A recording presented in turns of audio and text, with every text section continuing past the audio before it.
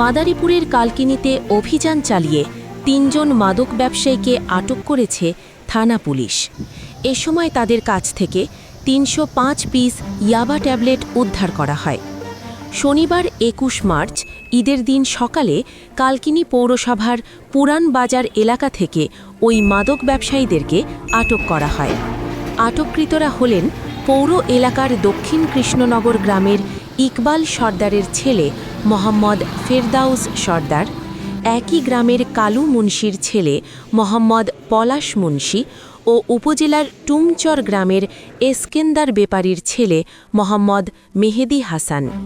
Police জানায়, গোপন সংবাদের ভিত্তিতে কালকিনি থানার অফিসার ইনচার্জ মোহাম্মদ জহিরুল আলমের দিক নির্দেশনায় এসআই দেবব্রত সঙ্ঘীয় ফোর্স নিয়ে পৌরসভার পুরান বাজার এলাকায় অভিযান চালায়।